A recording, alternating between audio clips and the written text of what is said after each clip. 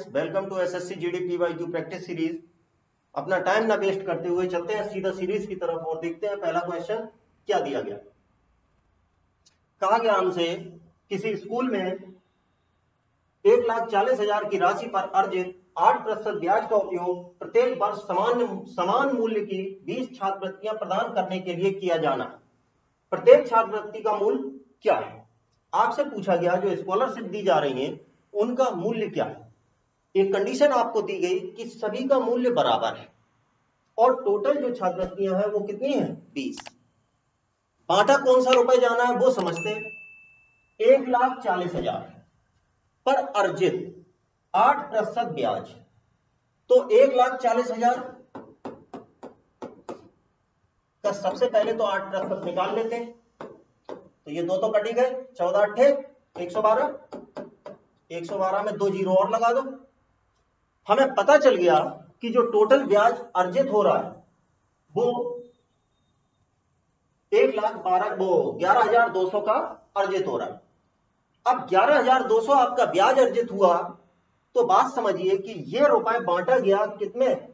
20 scholarship में। पूछा यह गया कि हर एक स्कॉलरशिप का मूल्य बताओ। अब चूंकि सभी स्कॉलरशिप बराबर मूल्य की हैं तो कोई दिक्कत ही नहीं थी, सीधा सीधा इसको 20 से डिवाइड कर देना था, वही हमारा आंसर बन जाता।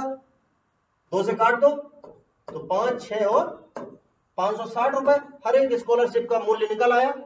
यही बी वाला हमारा आंसर हो जाएगा। कुछ भी करने की स्पेशल जरूरत नहीं थी। हमने क्या किया, 1,40,000 का सीधा सीधा 8% पहले तो निकाला और 8% जो आया वो हमें पता चल गया कि ये जो ब्याज है यही तो हमारी राशि है जो स्कॉलरशिप में बांटी जानी है। और ये कितनी स्कॉलरशिप में देनी? 20 में देनी है। तो हर एक स्कॉलरशिप का मूल्य निकाल लो, इसको डिवाइड कर दो 20 से। 560 रुपए की हर एक स्कॉलरशिप होगी। ये बात हमें समझ में आ गई। चलते हैं नेक्स्ट कंडीशन की तरफ और देखते हैं क्या कहा गया। कहा गया एक वस्तु का क्रय मूल्य 1,545 रुपए है जो अंकित मूल्य से 25% कम है। यदि वस्तु को 18% छूट पर बेचा जाता है तो पूरे लेन देन पर कितना प्रतिशत लाभ होगा? बात समझिए, वस्तु का क्रय मूल्य अंकित मूल्य से 25% कम है। तो मान लेते हैं अंकित मूल्य है 100 रुपए, तो इस हिसाब से जो क्रय मूल्य है वो कितना हो जाना चाहिए? 75, क्योंकि 25% कम है। वस्तु को 18% की छूट पर बेचा गया तो हम जानते हैं कि जो छूट है वो हमेशा किस पर दी जाती है? मार्क प्राइस पर, अंकित मूल्य पर।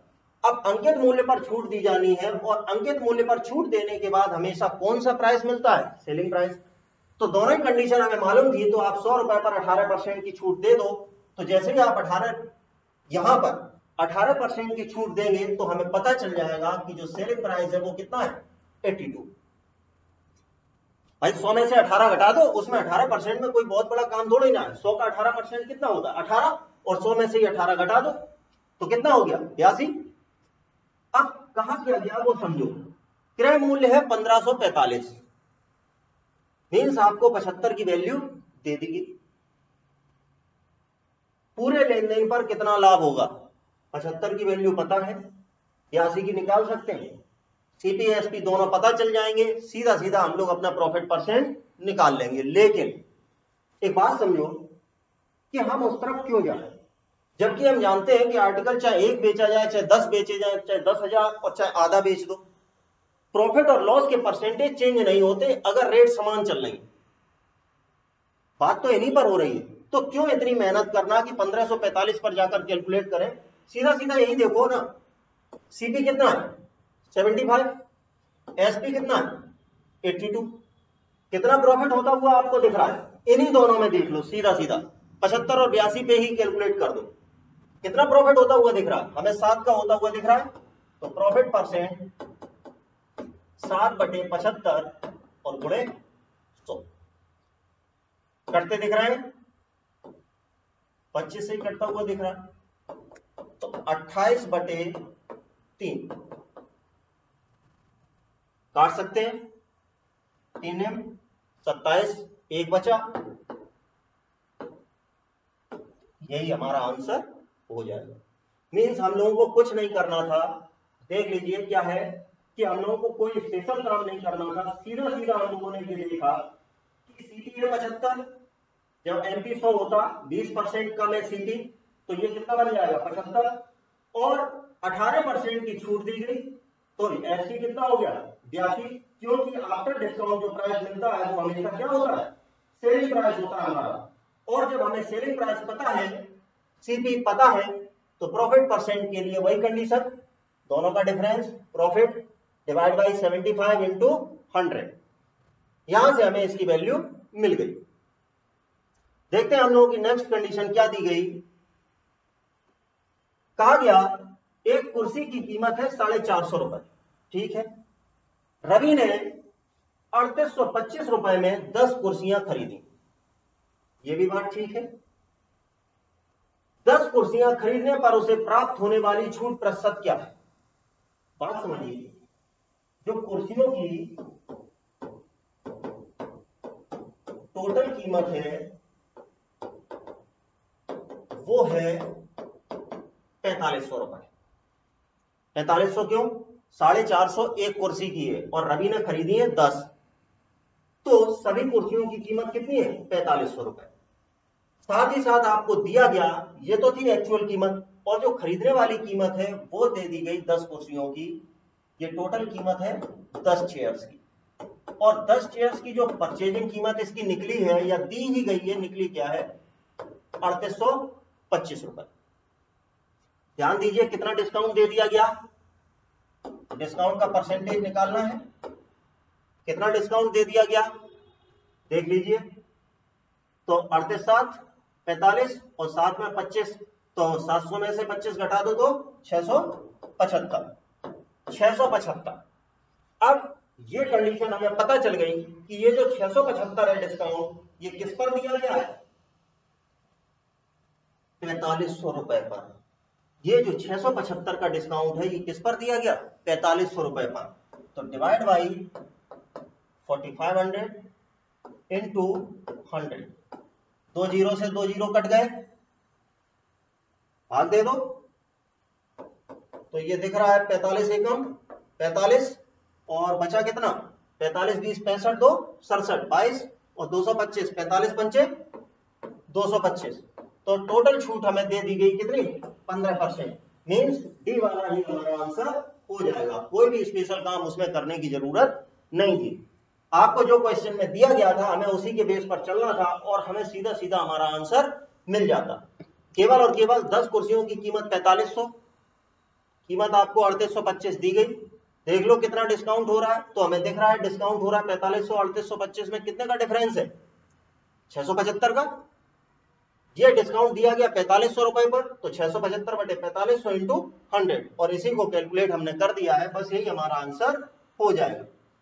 देखते हैं अपनी नेक्स्ट कंडीशन क्या दी गई। एक आयत जिसका क्षेत्रफल 154 सेंटीमीटर है कि भुजाओं में 3 सेंटीमीटर का अंतर है, तो बड़ी भुजा की लंबाई सेंटीमीटर में ज्ञात कीजिए। एक बात समझो, आपको भुजाएं तो पता नहीं और क्षेत्रफल दिया गया, हम जानते हैं आयत का क्षेत्रफल क्या होता है L into B, area of rectangle. ये x है, लंबाई बड़ी होती है तो x प्लस 3 कर दो, क्योंकि 3 का अंतर दिखा रहे हैं ना, into x equals to area आपको कितना दे दिया गया 154। इसको सॉल्व करेंगे हमें x की वैल्यू हमारी मिल जाएगी, लेकिन ध्यान दो इतना मेहनत करने की जरूरत है नहीं क्वेश्चंस में, करना क्या है वो समझो। आपको दिया गया 154 और क्वेश्चन में देखिए क्या दिया गया 3 सेंटीमीटर का अंतर कितने का है 3 का। क्या 154 के कोई दो ऐसे फैक्टर हम लोग कर सकते हैं जिनके बीच का डिफरेंस 3 हो, कर सकते हैं कि नहीं? तो हमें दिख रहा था एक तो 14 है और एक 11 है, इन दोनों के बीच में अंतर देखो 3 का है, एक फैक्टर है 14 एक फैक्टर है 11 और बीच का अंतर है 3, मींस हमारी इस पूरी कंडीशन को सेटिस्फाइड कर रहा है। पूछा गया लंबी भुजा की लंबाई, हो गया सी वाला हमारा आंसर। क्यों इतनी मेहनत करना कि ये बनाए फिर निकालें फिर क्वाड्रेटिक इक्वेशन सॉल्व करें तब करें, तो उससे बेहतर है सीधा सीधा लगाओ, जो उसका बेस है उसकी लास्ट लाइन है 154 के दो ऐसे फैक्टर करो सीधा सीधा जिनमें 3 का अंतर हो, 14, 11, और क्वेश्चन वहीं पर खत्म। बड़ी भुजा पूछी गई थी 14, यही आंसर है। दैट मीन्स आप ये मान के चलिए 10 से 15 सेकंड का क्वेश्चन है, उससे ज्यादा की मेहनत करने की जरूरत नहीं। देखते हैं नेक्स्ट कंडीशन को। दिया गया एक बैग में 1, 2 और 5 रुपए के सिक्के हैं। 1 रुपए, 2 रुपए और 5 रुपए, यही सिक्के किस अनुपात में है? 12:5:3। ये हमें दी गई कंडीशन, 12:5:3 के अनुपात में सिक्के। कहा गया यदि बैग में कुल राशि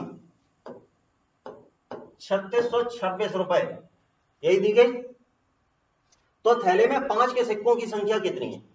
एक बात समझिए, ये दी गई बैग की कुल राशि कि बैग में कुल इतनी राशि है, और हम लोगों के रेशियो के हिसाब से अगर हम ध्यान दें तो एक सिंगल लॉट में कितनी राशि निकल रही? 1 रुपए के 12 सिक्के, दैट मीन्स 12 रुपए। 1 के 12 तो कितने रुपए? 12 रुपए। 2 रुपए के 5 सिक्के तो कितने रुपए? 10 रुपए। 5 रुपए के 3 सिक्के तो कितने रुपए? 15 रुपए। टोटल रुपए कितने हो रहे हैं हमारे हिसाब से? 12 और 10 22, 22 10 32 और 32 5 37। 37 की वैल्यू हमारे हिसाब से ये है। पूछी कितने की गई? 3 की, तो 3 की कितनी हो जाएगी? 3626 इंटू 3 डिवाइड बाई 37। अब ये 37 से तो कोई डायरेक्ट कटता हुआ तो दिख नहीं रहा है, तो डायरेक्ट कटता हुआ नहीं दिख रहा है, तो फिर आप सॉल्व करने की जिम्मेदारी आपकी है। फिर इसी को सॉल्व कर लेंगे और जो भी आंसर आएगा वही हमारा आंसर हो जाएगा, क्योंकि कैलकुलेशन करना आपका काम है, हमारा नहीं। नेक्स्ट कंडीशन की तरफ चलते हैं। दिया गया दो दलों द्वारा लड़े गए एक चुनाव में पार्टी डी ने पार्टी आर से कुल वोटों का 12% अधिक प्राप्त किया। यदि पार्टी आर को 1,76,000 वोट मिले तो वह कितने मतों से चुनाव हारे? इस क्वेश्चन को देखकर क्या दिमाग में आ रहा है? सीधी सीधी एक बात हमें समझ में आ रही है, क्या? कि डी है और आर है, दो पार्टी हैं केवल। मान लो सपोज टोटल वोट थे कितने? 100। टोटल जो वोट थे वो कितने हैं? 100 हैं। अब कंडीशन समझिए, एक तो पार्टी है डी और एक पार्टी है आर, और इन दोनों के बीच में जो डिफरेंस है वो है 12%। 100 का 12% तो 12 ही हो गया, सीधा सीधा, कुछ इसमें करने नहीं। 100 का 12% कितना होता है? 12। तो इसमें कोई ऐसी दिक्कत है नहीं। इनके बीच में डिफरेंस है 12 का, मींस डी ने आर से 12 वोट अधिक प्राप्त किए। जब टोटल वोट 100 है तो डी ने आर से कितने ज्यादा प्राप्त किए? 12। तो एक बात समझिए, 12% की बात की, 100 के दो ऐसे फैक्टर कर दो, दो ऐसे गुणनखंड बांटो, मतलब जोड़ उनका 100 हो जाए और उनके बीच का डिफरेंस हो जाए 12। अब आप इस बात को लेकर कतई कंफ्यूज ना होना, सर हम ऐसे कैसे छांटेंगे कि दो का डिफरेंस 12 हो जाए और जोड़ने पर 100 बन जाए? कुछ ना करो, केवल एक बेसिक बात समझो। 100 का जस्ट आधा कितना है? 50, और 12 का जस्ट आधा 6। एक तरफ 6 जोड़ दो, एक तरफ 6 माइनस कर दो। 50 में 6 जोड़ो 56, 50 में 6 माइनस कर दो 44। ध्यान दो, इनका डिफरेंस 12 है या नहीं? अगर आप देखें तो 44 और 26 का डिफरेंस, वो 44 और 56 का डिफरेंस 12 बन रहा है या नहीं बन रहा? तो जो चीज हम बोल रहे थे वही चीज सीधी सीधी हमें मिल गई। अब कंडीशन भी खत्म हो गई, क्वेश्चन पूरी तरह से सॉल्व हो चुका है, क्योंकि जो कुछ हमें दिया गया था या जो कुछ हमें निकालना था वो सीधा सीधा यहां सामने गिवन है। कैसे गिवन है? आर को 1,76,000 वोट मिले। हमारे हिसाब से आर को कितने वोट मिले? 44। 44 की वैल्यू आपको कितनी दे दी गई? 1,76,000 यही दी गई। और आपसे पूछा क्या गया? तो सीधी सी बात है, आपसे पूछा ये गया है कि बताइए कितने मतों से चुनाव हारे। दैट मीन्स जो हमारी आर है वो कितने मतों से चुनाव हारा है। तो हमें दिख रहा है आर कितने मतों से चुनाव हारा है? 12 मतों से। भाई डी और आर में कितने का डिफरेंस है? 12 का। 12 की वैल्यू हम लोग नहीं निकाल सकते हैं क्या? निकाल दो। तो 12 की वैल्यू या तो 44 नीचे ले जाओ या फिर सीधा ऐसे कर दो ना, 3/11, 11 चौको 44, 4 दिया 12, 3/11 का गुणा यहां भी कर दो,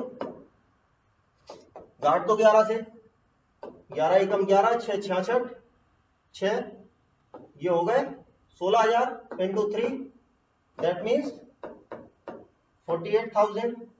यही हमारा आंसर हो जाएगा। मीन्स ए वाली हमारी वैल्यू आंसर हो जाएगी। तो 16,000 इंटू 3 मतलब 48,000 हमारा आंसर हो जाएगा। ए वाला ही हमारा आंसर है। देखते हैं नेक्स्ट कंडीशन क्या दी गई है। बात सबको समझ में आ गई क्या करना था? कोई भी दिक्कत की बात इसमें नहीं थी। देखते हैं नेक्स्ट कंडीशन।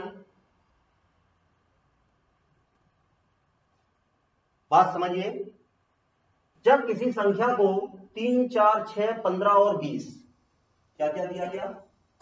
3, 4, 6, 15 और 20 ये दिया गया, से भाग दिया जाता है तो प्रत्येक स्थिति में शेषफल 1 आता है। तो सीधी सी बात है कि कोई एक संख्या है, प्रत्येक स्थिति में 1 आने का मतलब जो इनसे परफेक्टली डिविजिबल संख्या है उसमें 1 जोड़ दो, संख्या में मिल जाएगी। साथ ही वह संख्या 3 अंकों की सबसे बड़ी संख्या होगी। वो मीन्स इन तीनों से जो कट जाए वो सबसे बड़ी 3 अंकों की संख्या वही होगी। संख्या के अंकों का योग क्या है? सबसे पहला काम जो हम लोगों को समझ में आ रहा है कि इन सभी का एलसीएम ले लो। तो सीधा सीधा एलसीएम हमें दिख रहा है इनका 20, 15, 6, 4 और 3 60 हो जाएगा। हमें पता चल गया इन सभी का एलसीएम कितना है? 60। दैट मीन्स वो 3 अंकों की सबसे बड़ी संख्या 60 से डिविजिबल होनी चाहिए। अब अगर हम लोग सबसे बड़ी संख्या की तरफ चले तो सबसे बड़ी संख्या 3 अंकों की 999 है। तो 9 की सीरीज में देखिए जो सबसे बड़ी संख्या हो वो 6 से कटने वाली। अब लास्ट में तो यहां 0 है, दैट मीन्स उसके पीछे 0 होना बहुत जरूरी। 990 6 से कट रही है? नहीं कट रही है। 980 नहीं कट रही, 970 नहीं कट रही, 960 बिल्कुल कटती हुई दिख रही है, 96 16 से कट रहा है, काट दो। तो हमें पता चल गया कि वो संख्या जो है वो है 960। लेकिन कंडीशन क्या कही गई? शेषफल 1 आता है। मींस 960 में 1 और जोड़ दो तो संख्या कितनी हो गई? 961। अब आप इसमें 60 का भाग दो तो देखो एक शेष है। किसी भी नंबर से आप भाग दे दें हर जगह एक शेष हो जाएगा। पूछा क्या गया? संख्या के अंकों का योग क्या है? जोड़ दो, 9, 6, 15 और 1 16। यही हमारा आंसर हो जाएगा। मींस डी वाला हमारा आंसर हो जाएगा। कोई भी इसमें स्पेशल मेहनत करने की जरूरत नहीं थी। देखते हैं हम लोगों की नेक्स्ट कंडीशन क्या दी गई। आज के लिए इतना ही। Thank you all. मिलते हैं नेक्स्ट क्लास में।